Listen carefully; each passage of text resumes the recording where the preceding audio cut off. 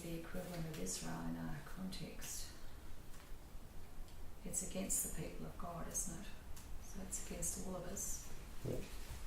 And I think about ISIS and the cruelty that's coming out now and the evil that's coming out, and it just sort of runs in parallel to what we're going through. It's interesting, isn't it? Yeah, we can see evil all around us in the world, can't we? And God's warning that people and we about won't be that. under grace forever. Yeah. And He's warning that we can be just as bad. Yeah. And we've got to be really careful. I know. It's actually quite clever, isn't it? Because when you actually warn someone, if you walked up to somebody and said, you know, if you do this sin, you're going to hell, right? People get a little defensive. Well, look what happened They to might sack you. Yeah. But Amos didn't do that. He actually went around and said, these enemies of yours are really bad, and God's going to punish them, and these enemies, and these enemies, and these enemies, and you're even worse. What do you think He's going to do with you? Yeah. Exactly. So he really warmed them up. He sort of got them in that, yeah. What? Us? Yeah. So it's really very clever. It reminded me a little bit of what Jesus said about planks and specks. Yeah. You've got to look at your own plank and deal with it before it's too late. But again, it's very strong language, isn't it? And it makes it hard to read. And you wonder, how does it apply to us at all? But it does. It definitely does. Well, you know, he really gets stuck into them because they haven't been merciful. Yeah. And, you know, and the word says that, you know, mercy triumphs over judgment. Yep. So, you know, as the example we saw before with the cartoon, justice and mercy. Yeah. And that's the beautiful thing, isn't it? How we live is actually really important, and showing mercy and justice to other people is crucial, and the prophets had a lot to say about that. So that's the present sort of idea of prophecy. Prophets were speaking to the people about the present, how they were living life now, how they weren't living up to their side of the covenant. And yet you can see there's future stuff in there, isn't there? There's a lot of future stuff in the prophecy as well. So prophecy is predictive, but it's difficult for us to interpret it. Prophets saw visions, they heard from God, but they didn't have a textbook of the future. They just saw these visions and had these words said to them which are vague often. And so it was hard for them to know what God was talking about. It's even harder for us to know, being removed from the situation. But it seems that some of the prophets were speaking about the very near future. So in that prophecy to Ahaz that we read earlier, the one in Isaiah, actually 20 years after that, the Assyrians, who had destroyed northern kingdom of Israel, came down and attacked the southern kingdom of Judah. And Jerusalem was actually besieged, and hundreds of thousands of people died. And so that was actually the fulfillment of that prophecy. But Hezekiah was the new king at that time, and he really trusted God, and so God spared Israel, or Judah, sorry. But then if you look at that prophecy, the whole chapter, you see it talks about a son will be given called Emmanuel. And so there's something in there about Jesus as well. So the prophecy often had a relatively near future prediction, but there was also usually something at the same time to do with Jesus, to do with much further into the future. And prophecy from the Old Testament, and as like Revelation, often also has a far off future fulfillment coming that hasn't come yet. So the amazing thing about a lot of the prophets is it's talking about multiple things in the future. Something nearby in Israel's future, something at the time of Jesus and what he's done, and something about the second coming, all mixed into the picture somehow.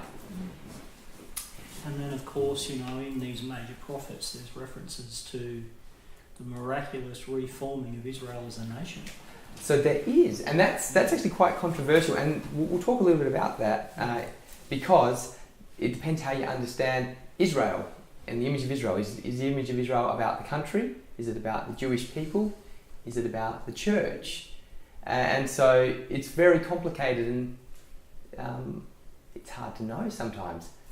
So we'll get to that actually. One image I've seen to explain the way that the prophets sort of mix these, what seem to us very different time periods together, because we're living in the middle of them, right? Is if you look at that picture there, imagine the mountains on the horizon that you can barely see. If he had a telescope, if that guy there had a telescope, those mountains would look like they were just one on top of each other. But if you actually went to the mountains, you might find that there's huge valleys and vast plains in between them, and he's seeing them sort of all close together because they're distant from him, and that's sort of the image that talks about how it's a very, very good image for it, isn't it? Yeah. The other thing about prophecy is it can be conditional. So sometimes the prophets would come with a message. Think of Jonah going to Nineveh, right? And God's going to do this, this, and this. But then God didn't, because the people did repent. And so not all prophecy was always definitely going to happen. God was giving people a chance. And as I've already said, many prophecies have 2 or more fulfillments. One in the near future, one in the far future, one in the very far future. One further thing about predictive prophecy is the Bible is our main aid in understanding predictive prophecy, because the Bible often talks about prophecy that happened in the past and explains it. So, you read through Matthew, and a lot of prophecy about Jesus is explained by Matthew. And when he's explaining Jesus, this happened in fulfillment. So the Bible helps us interpret prophecy sometimes when we wouldn't have been able to interpret it ourselves. I like it when it says in Amos 2:11, I will also raise up prophets from among your own children. So that really says that these guys are so special, because these are our future. So we have to be the example. Yeah. That really came out at me. It's good, isn't it? So many things that special. can pull out of Yeah. it. Yeah. Yep. One of the things we've already mentioned a little bit is that often the New Testament writers, when they looked at prophecy about Israel and Zion, they redefined the meaning of Israel and Zion to mean the church. And so it's important to not be too definitive about Israel and Zion, because it may be talking about God's people, the church.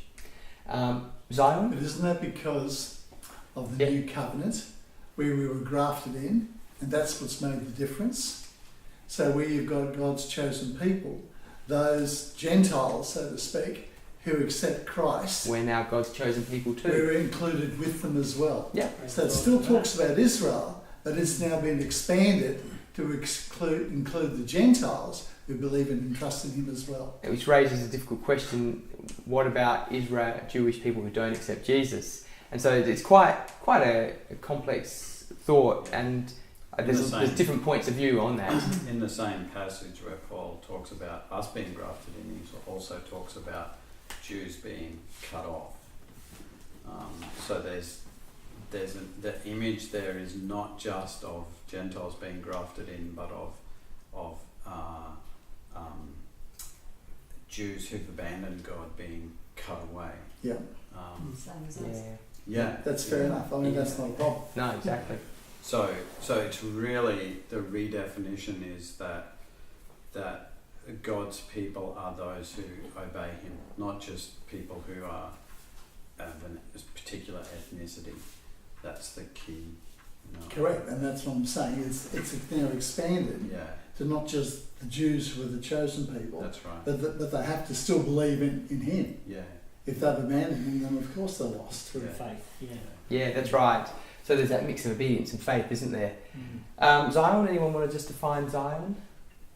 It used to be considered the hill with the temple on it. Yeah, it's just Jerusalem. Yeah. So it's just another word Yeah. for Jerusalem. Yeah. Done that one. Gone the wrong way. There we go. Okay, so as we've just been talking about all of this, it's hard to know some of this stuff. So really important thing when we're approaching predictive prophecy is to approach it with caution and not think that we can definitely understand it.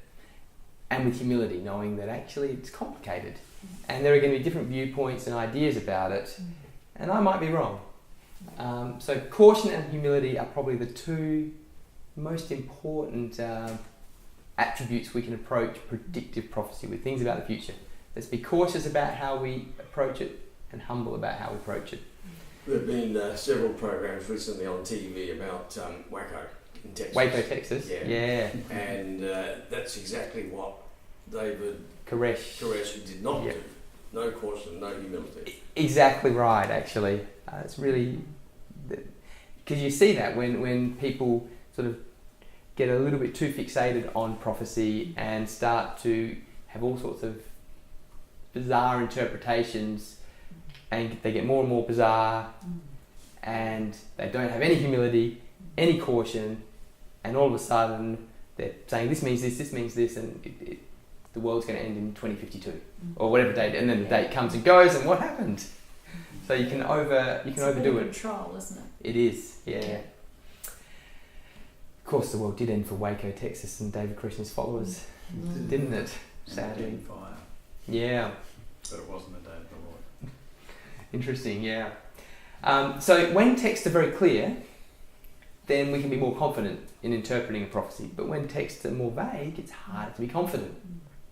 And we should use the Bible to interpret prophecy. So if the Bible is interpreting something, the Bible is right, and we can use that. Because it's not clear, it's better to understand the major themes of prophecy than try to understand every minute detail. Every minute detail can lead us astray, and we can miss the whole theme. So we get so focused on the detail, we miss the forest. So to do that, questions to sort of ask when reading a prophetic book is, what's the purpose of this prophecy? Is it to encourage perseverance? Is it to warn and make people accountable? Is it to do something else? And what does the prophecy say about the nature of God? What does it say about the nature of people? What does it say about sin? What does it say about hope? Try and understand the broad themes. I think that's helpful. And then you can ask, well, what modern life situations are similar to the one being addressed in the prophecy? Because that'll help me understand it for me today. All right, so let's work through Isaiah 11, 1 to 12. This is a well-known passage. Someone want to read that one out?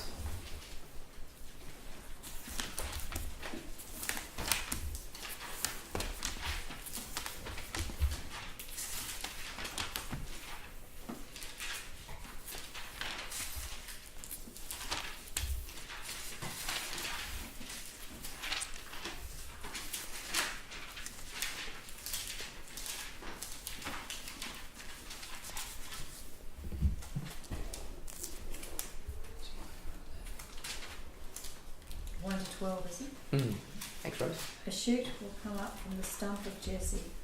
From his roots a branch will bear fruit. The Spirit of the Lord will rest on him. The Spirit of wisdom and of understanding. The Spirit of counsel and of might. The Spirit of knowledge and fear of the Lord. And he will delight in the fear of the Lord. He will not judge by what he sees with his eyes, or decide by what he hears with his ears, but with righteousness he will judge the needy. With justice he will give decisions for the poor of the earth. He will strike the earth with the rod of his mouth. With the breath of his lips he will slay the wicked.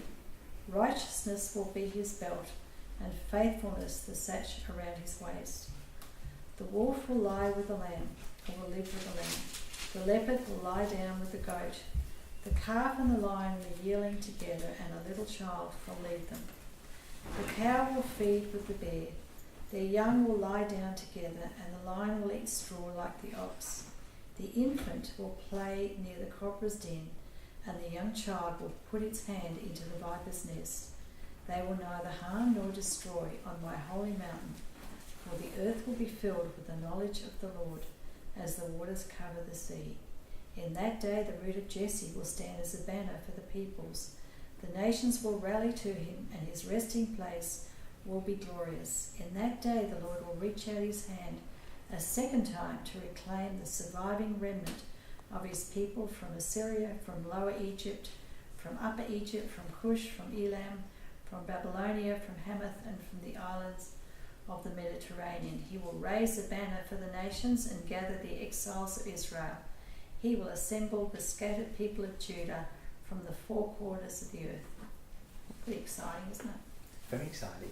Yeah. But when I That's happening for the Gentiles. It is.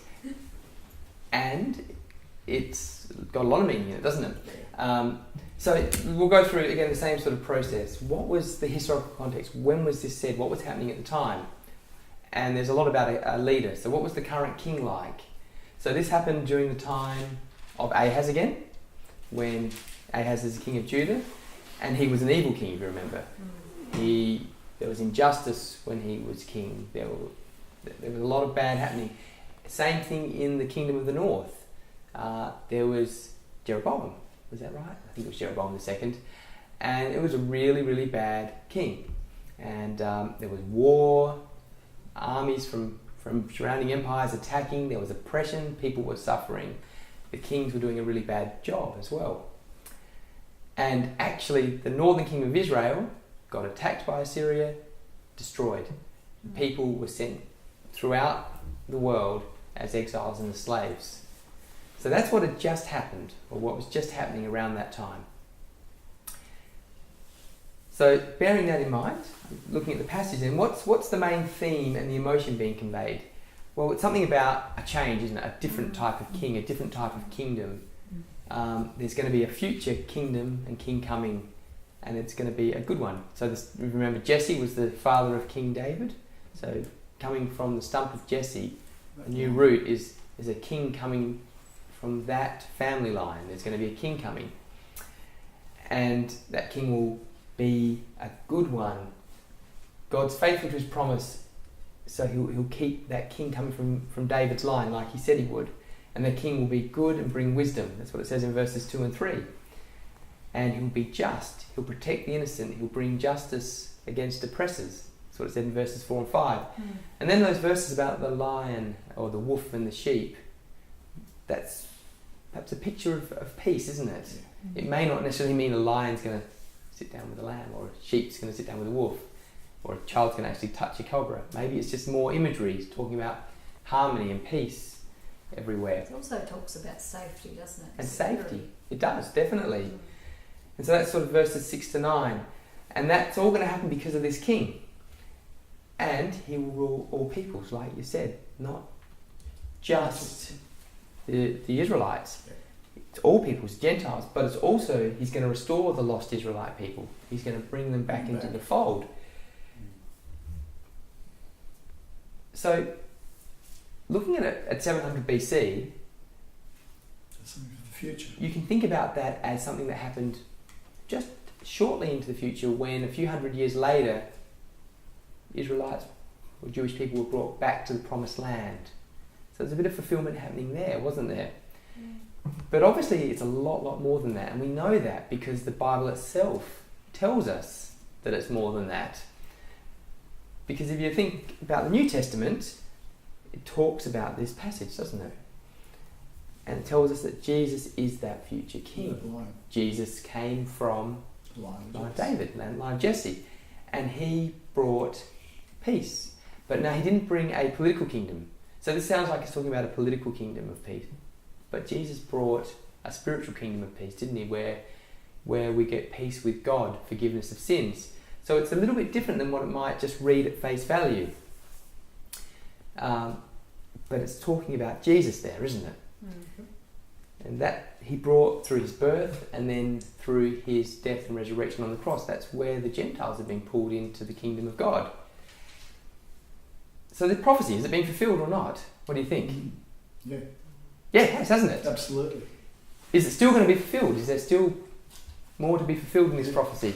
Yeah, there is, isn't there? So what's still going to be fulfilled, do you think? What's it talking about as well? Well, it's still being fulfilled as far as bringing the people home, back into Israel. Yeah. Because they're coming from all over the place, from Russia and all of Africa. They're still coming and coming and coming. Think more cosmically. How else is it going to be fulfilled? The peace.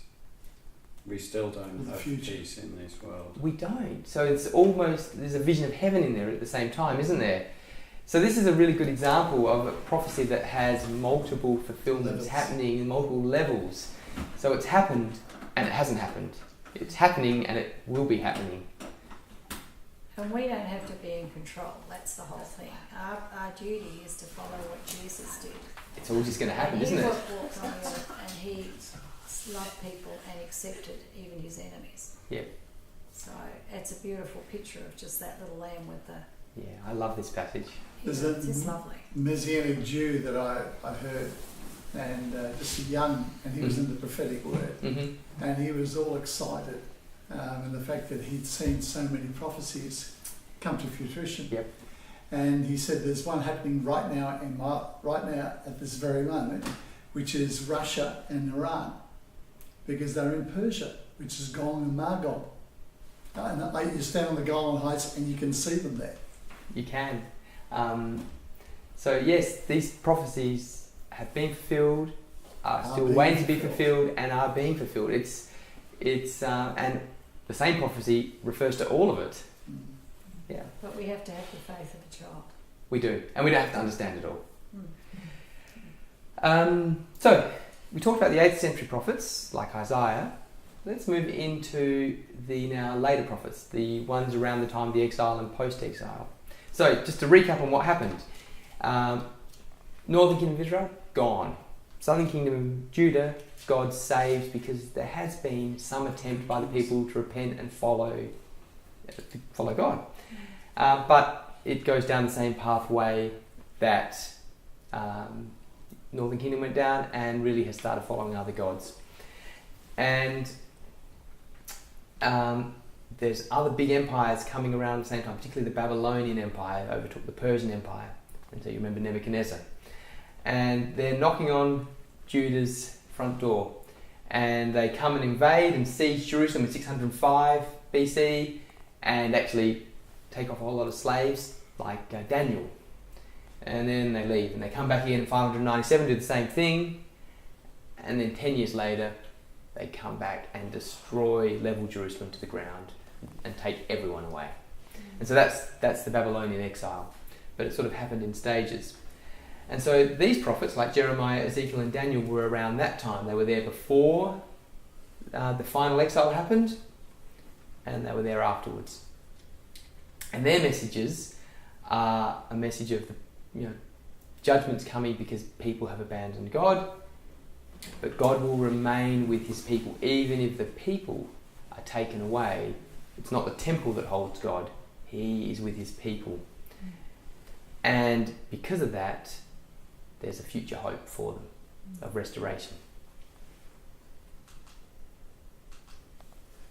So let's learn about one particular prophet in the exilic period. So there's 2 videos for this. We're nearing the end, so we'll be done hopefully around 9ish.